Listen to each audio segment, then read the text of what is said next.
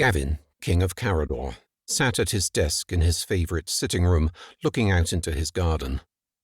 But not seeing the sunlight sparkling on the lake, or the reeds swaying gently in the morning breeze that hid the swan's nest.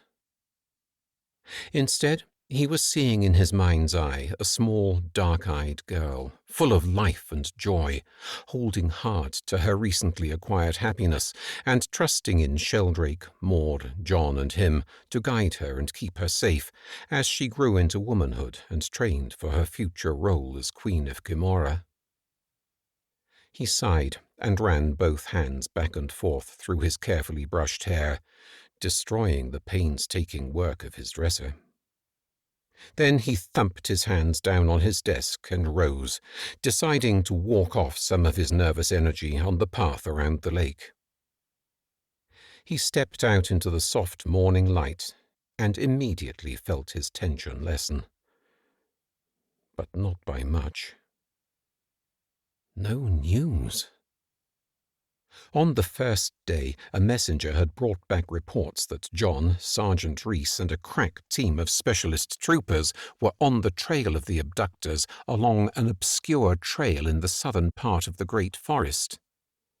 Trouble was, there were no facilities for keeping carrier pigeons along that trail, and the squad was too small to carry pigeons, or to keep sending men back with messages. So how was he to get further news? He sighed. He would just have to grit his teeth and wait. Gavin walked across the lawn and around the lake, to the spot in the reeds where he could see through to the black swan's nest.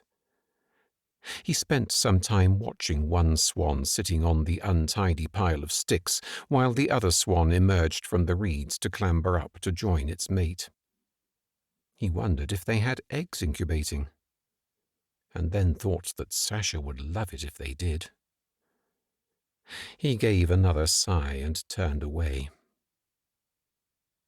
Just as he headed back towards the rear of the palace, he caught sight of a small falcon spearing into view above the palace. As it glided overhead and landed in a nearby tree, he could see it was a peregrine falcon. He was entranced to see it. Raptors of any size were rare visitors to his garden. He admired its soft cream, finely barred underbelly, its dark grey wings, and its sharp, curved yellow beak. The intelligence in its eyes was disturbing.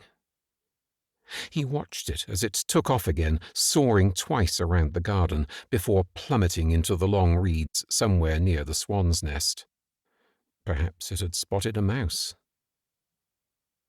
Gavin watched the reeds waiting for it to fly out, when instead he heard a muttered oath, followed by the appearance of Lady Maud as she pushed aside some reeds and stepped out onto the lawn not 20 yards from him, dressed in her leggings and a jerkin.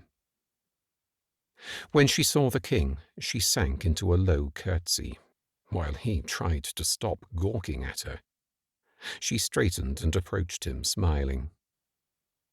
Gavin frowned quizzically, the morning light catching a twinkle in his blue eyes. "Good morning, Lady Maud. This is an unexpected pleasure.